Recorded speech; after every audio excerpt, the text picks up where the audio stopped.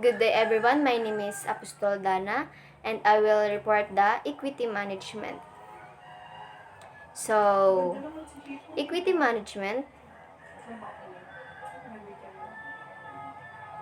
it is a process of creating and managing the owners in your company. This may sound simple, but it involves everything from tracking and reporting changes in ownership to updating documents, communicating with stakeholder, consulting your board of directors, and staying compliant. So, sabi dito, ang equity management, ito yung parang process na nagmamanage sa isang kumpanya.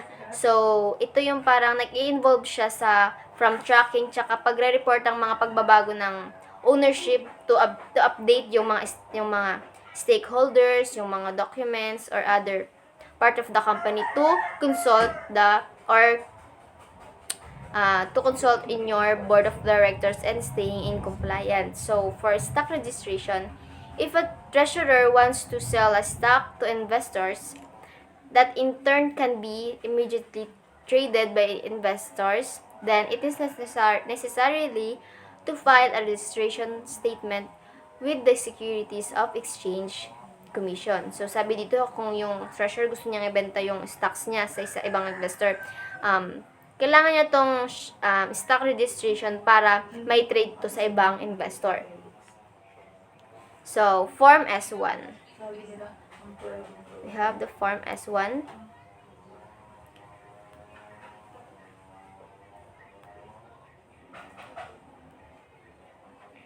For the Form S1, it is an SEC registration required for U.S. company that wants to be listed on a national exchange. It is basically a registration statement for a company that is usually filled in the connections with the initial public offering.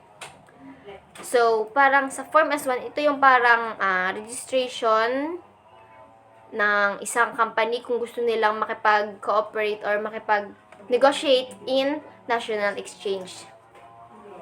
So, we have the main informational contents of Form S1 as follows. So, number 1 is the 4-part of the registration statement. So, sabi dito, ang 4-part registration statements, it describes the market for the securities and cross-reference of the risk factor sections. Include the legend stating and the SEC has not approved or disapproved of the securities and identify the underwriters and states of the nature of the underwriting adjustment. So, dito nakapaloob niyan sa 4-part of registration system, pwedeng ma-disapprove or ma-approve yung file na or registration form na kanilang pinasa. So, kailangan it includes the stating the set of natures of underwriting arrangement. So, next is summary information.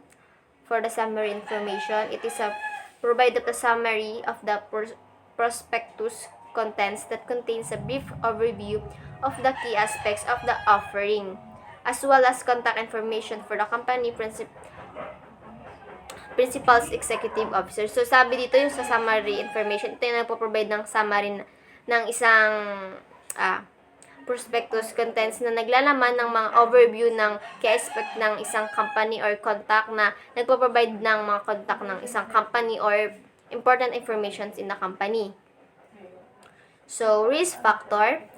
For the risk factor, it is discussed the most significant factors that make the offering of the speculative or risky and explain how the risk affects the companies or the securities being offered. So, risk factor, ito yung parang ina-aware niya tayo kung ano pwedeng maging risk na pwedeng pumasok sa atin or na securities na i-offer sa atin kung gaano ba ano yung risk na pwede nating ma-take after the transactions. Next is ratio of earnings and fixed changes. If a registration is for debt securities, then show a ratio of earnings or fixed charge. So, sabi dito, kapag yung registration is parang para sa mga utang, Then, magpakita ka ng ratio of earnings or income mo or fixed charges. Kapag registration naman ay nagpakita ng parang preferred equity, then show the ratio of combined fixed charge and present dividends to earnings. Sa use of proceeds naman, it states the principal purpose for which proceeds from the offering are intended. Next one is determination of offering price. It is described the factors considered in determining the offering price, both from the common equity and warrants are rights and convertible securities. Next one is the dilution. A dilution is to disclose the net tangible book value per share before and after the distribution. The amount of the change in the net tangible book per value per share attributable to the cash payments made by purchasers of the shares of being offered, and the amount of the immediate dilution from the public offering price will be absorbed by their purchasers. Selling security holders.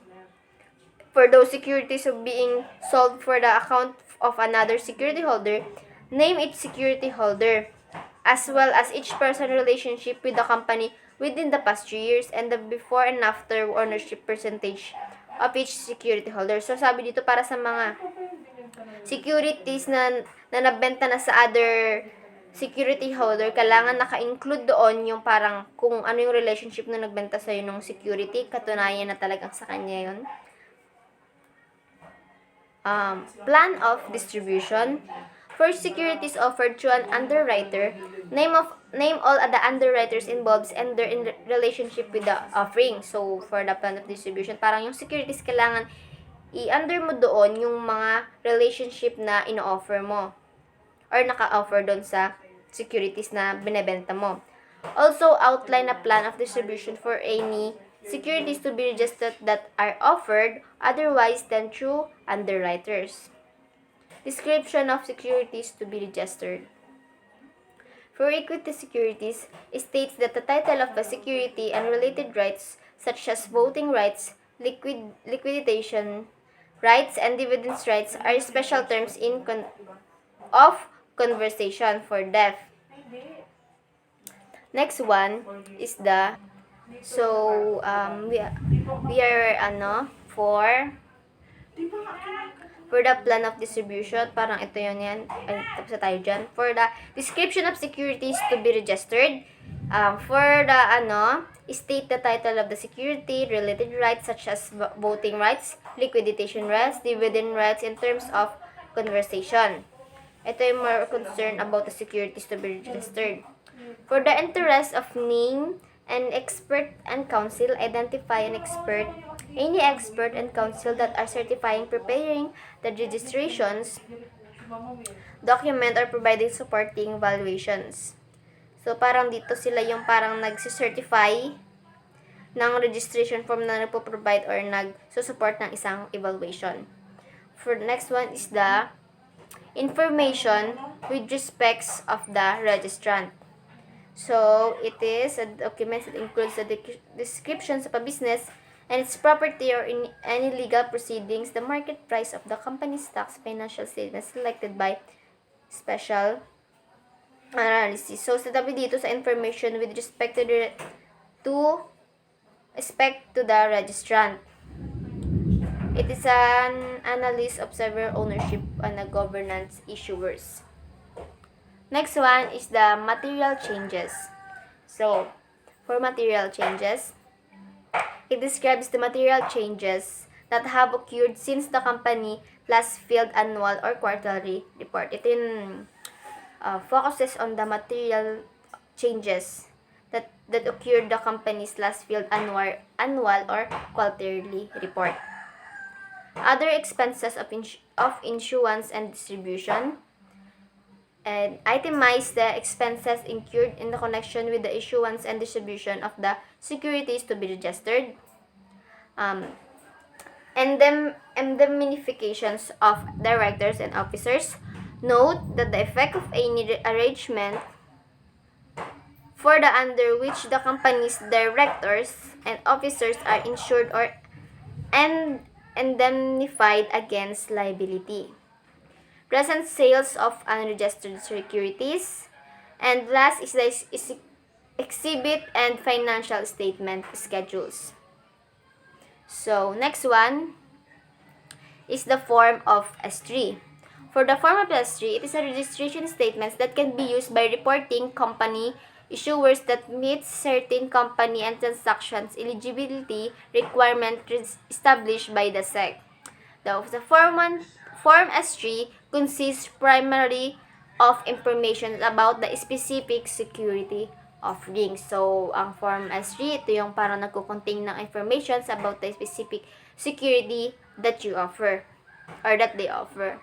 So, the shop registration, it is a registration of new issue of securities that can be filed or filed with the SEC up to 3 years in advance that actual reviews them such as securities allows an equity issuer such as corporations to register a new securities without having to sell the entire issue at once. So, parang ito yung mag-advance ka ng filed ng iyong registration para hindi yung, at saka pwede mo rin siyang ma-issue ng securities nang hindi nagbebenta ng na entire issue or entire securities. So, the issuers can instead sell a portion or parang part by part of the issue over a 3-year period without registering the security or incurring the penalties. Declaring a registration statement effective. Once declared effective, either the company or those investors or whose behalf if it is registering the securities can initiate selling activities. So parang dito once na declare na daw na effective, pwede yung company or investor na pwede silang maging behalf of registration the company can initiate selling activities. So, exemptions from stock registration. Given the exceptional delay just described in having a registration statement declared effective, any treasurer will always search for registration exception. So, dito naman, parang yung as a treasurer, meron din silang exemptions na binibigay for the registration. The Regulation A exemption that apply to the public offerings of securities that do not exceed up to 5 million in a 1-year period. For the Regulation B exemptions, the regulation allows capital to be raised through the sale of equity or debt securities without the need to register those securities with the SEC.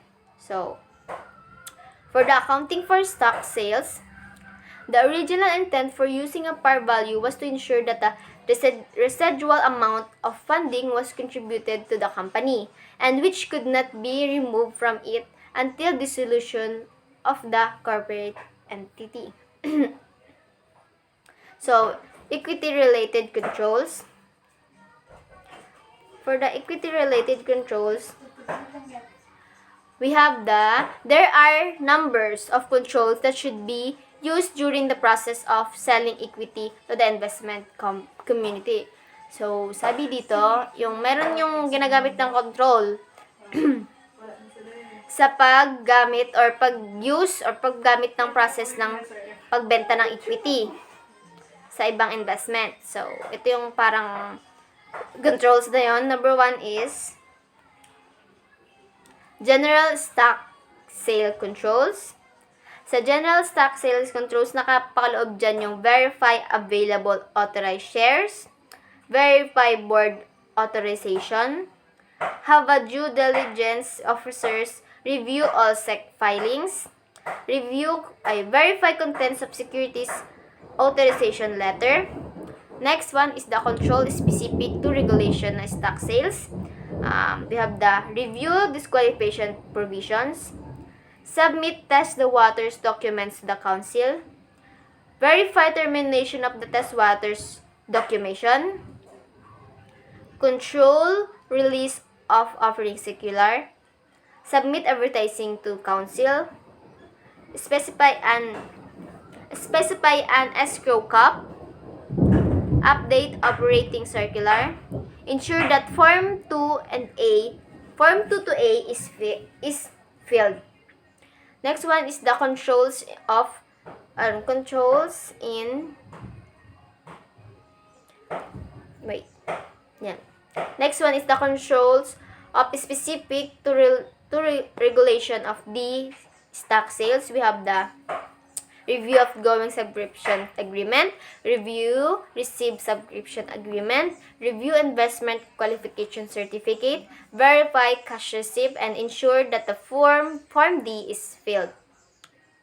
So, equity-related policies is the policies describes in the sections applies the company use of the Regulation A or D exemptions and are also only needed if the treasurer expect to issue the stocks under either exemptions. So, sabi dito yung as a treasurer nga, parang ina-expect nila na pwede rin silang mag-issue ng exemptions for some registration. And that's all. Thank you.